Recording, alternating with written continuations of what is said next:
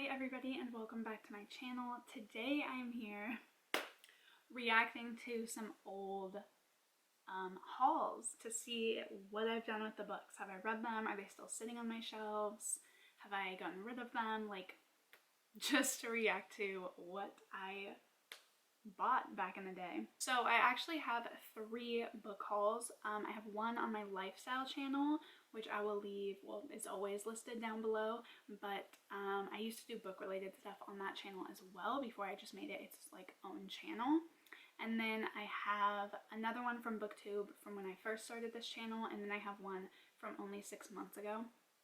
I'm not gonna watch the one from 6 months ago because I feel like that's not a long enough time to like see what I've done. Yeah, so we're just gonna do the other 2. I have not watched them literally since I've uploaded them, so I do not know what's on here.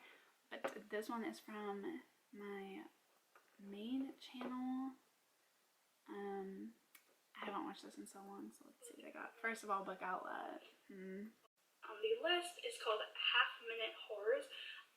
Okay, I did read that. It was pretty good. It was like a children's, like middle grade short story horror collection. I did read it. I did like it.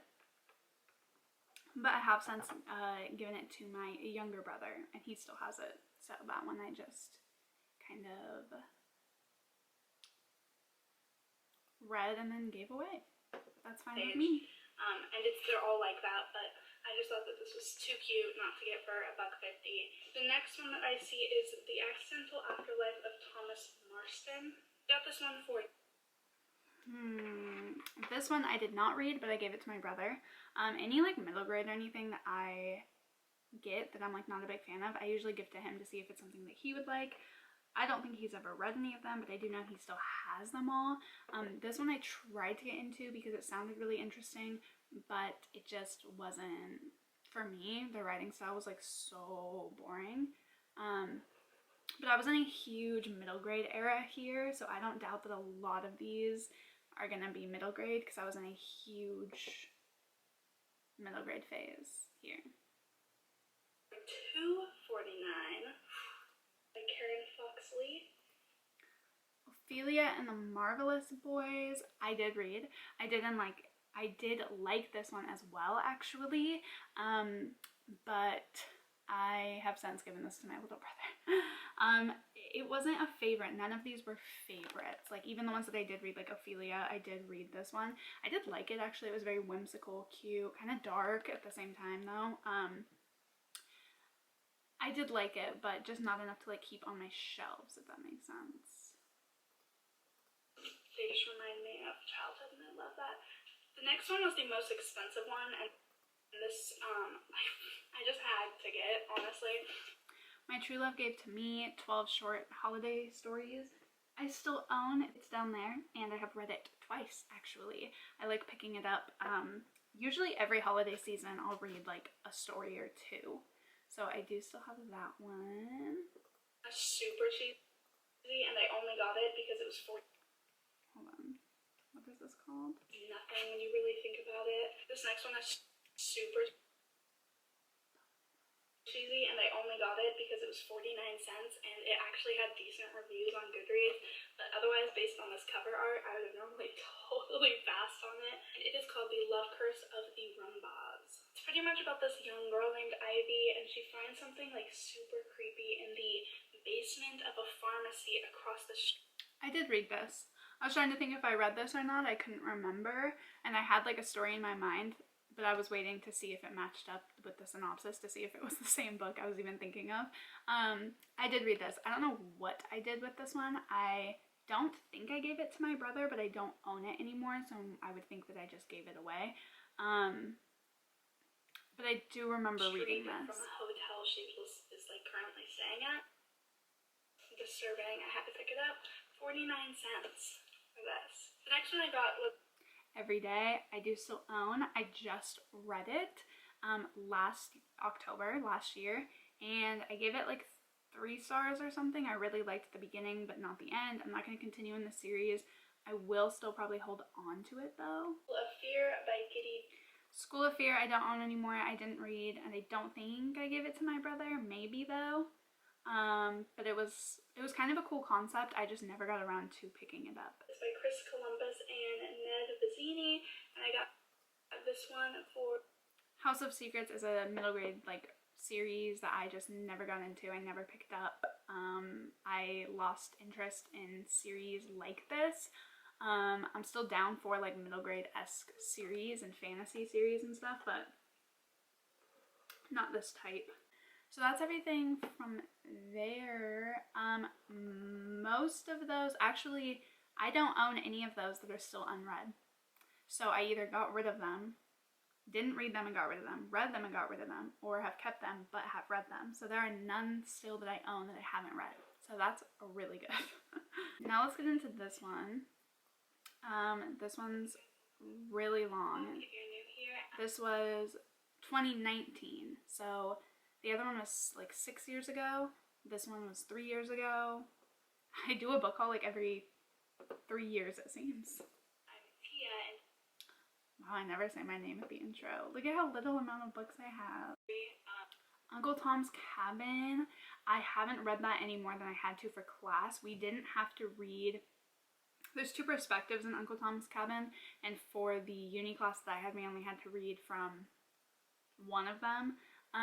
So I have not gone back and read the other half, the other side, but I do feel like that's a book that I didn't get to dive into as much as I would have wanted to from that class, so I definitely want to pick it back up. I do still own it, but I have read half of it. Here in America, literature class, and it's probably one of my favorite. Greek and Roman. The Iliad, I read the Iliad for that class, so I have read it, but I do still own that copy, but I'm only like holding on to that copy as kind of like a placeholder because that translation actually sucks. It's terrible. I accidentally bought that one, and then when I realized I got the wrong one and my professor was talking about how bad this one is, because a lot of people had accidentally gotten the wrong one. I don't know if the bookstore messed up or whatever. I went back to go get the one she wanted us to get, and they were sold out and like backlist for like a really long time, so she said to just keep this one. But it is a really bad translation. Like when you look at another version, another translated piece, and compare it, the words, it doesn't even make sense. It's not even close to the same. So it's a really bad translation. I did read that one though. So I've read the story, but I want to get a new copy and read it again because I don't feel like I got the right experience just because that is such a bad translation. That was Madame Bovary by Gustave Flaubert. Read it for that class, still own it. This one slowly became just during lecture. I have Virginia Woolf, Miss Dalloway. So we only had to read, I think I talk about this a little bit in this video, but we only had to read like a little bit of it for class.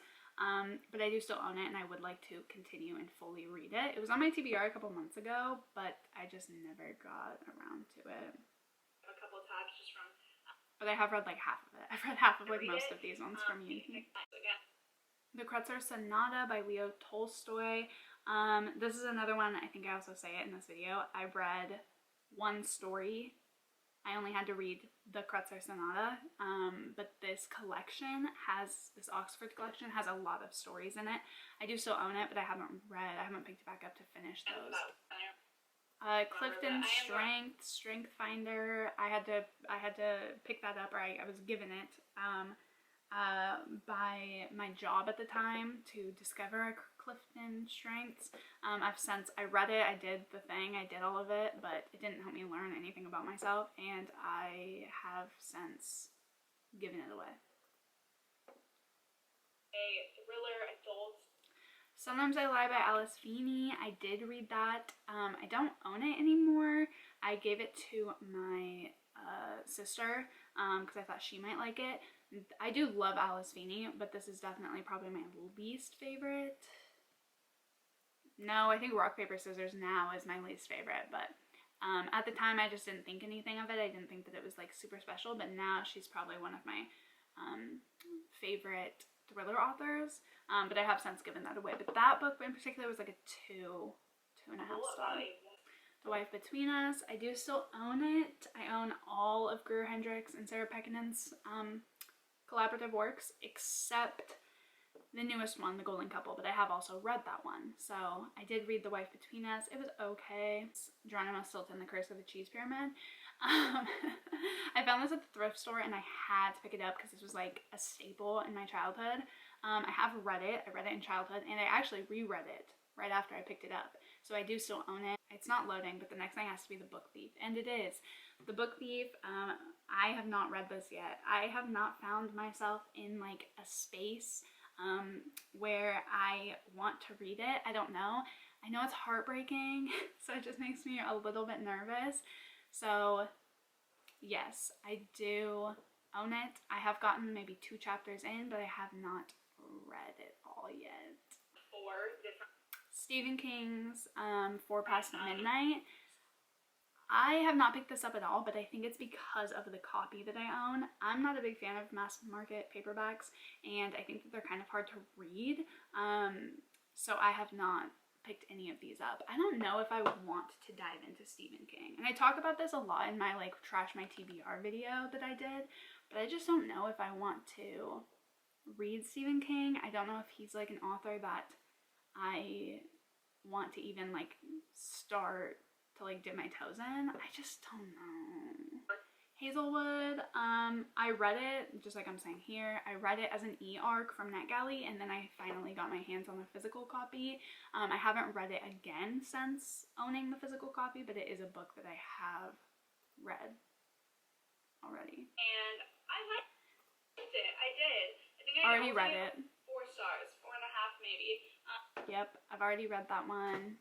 Scythe I read, I really liked. I need to continue in this the series, but I kind of want to reread Scythe actually. It's been a while since I read it. So there is The Young Queens and The Oracle Queens. This is one that I have not read yet, but what's funny, and I still own it, so this is like the second one, I guess, only, that I haven't read any of. At least the other ones I feel like I've read most of. The ones like for class that I read like part of. But so far we only have 2 that I still own that I haven't read any of. I wouldn't really count the other ones as fully read either, but you get my point. The Queens of Fenburn I have not read, but what's funny is actually right now I'm in the middle of reading the 3 Dark Crowns series because I own 3 of them. And so I was like, I own so many, I just need to see if this is a series I want to continue with even. So I just got done yesterday actually reading 3 Dark Crowns, and yesterday I also picked up One Dark Throne, which is the second book in the series, and I know that this short story, these 2 novellas, she recommends to read after the second book. So I will pick that up probably sometime this month actually, which is funny. The Way I Used to Be by, I think, Amber Smith. I still own this one, but this is one that like I don't think I'm ever gonna get to because it just covers, I'm just not really into hard-hitting contemporary anymore. It's just not really like a genre that I find myself gravitating towards or finding myself able to consume. So probably gonna give this one away the next time I do an unhaul or anything. Let's start with the first one and the one that I actually have read, which came out March 2019, sorry. I'm talking about arcs. Arcs, this is gonna be interesting. How many of these arcs have I read? Save Me from Dangerous Men, just like I said, I have read this one already, and I think I still own it. Yeah, I still own it too, so. I don't think I'm gonna continue in this series though. I know it is a series. Rosie and The Night Before, I actually did read this, and I've since given it to a free little library because I just did not like it at all. I thought it was really boring and slow and predictable. Just really a basic thriller, but I think for anyone who frequently reads thrillers, it's gonna be like a little too baseline, I think. So, not for me. I don't know what, I don't even recognize this next cover, so I know that it's not something I read. Oh, at the White House? The Corner of the Oval Office. This was a nonfiction memoir, something I just don't read. I don't read memoirs. I got sent that one, and I don't remember how because I did not request it. I wouldn't have requested it. So that is one that I, what was I gonna say? That is one that I have given to the free little library. What Red Was, again, this is a YA hard-hitting contemporary, so I have passed on this one. I actually gave this one to a little free library as well already because it just wasn't for me. I didn't even try to pick it up. I'm sure somebody else will love it or it has already read and loved it because I gave this away so long ago, but it just wasn't going to be something that I would pick up. Silka's Journey, this book is super problematic if you actually look into it.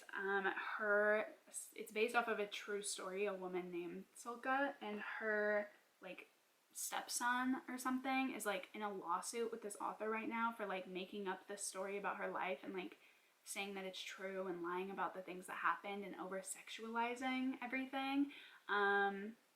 So I don't know, I read some of it and then I was researching the book to try to see about the true story, and all this stuff came up about this lawsuit and whatnot, and I just think that's super sketchy and super sleazy. I don't know how much of it is true or not, but even if only a little bit of it is true, that's like too much for me still. So not for me, not recommend, and I wouldn't recommend it to anybody. In the Hall with the Knife, this is like a Clue, a novelization of the board game Clue, and I gave this to my little brother. It's one that I didn't read. I didn't think that I was going to pick it up ever. A Bond Undone. This is a unsolicited ARC that came on my doorstep, and it's the second in a series. So I don't know where it came from, but I have since given it away. I didn't even try to read it because it's the second in a series. Well, that is everything.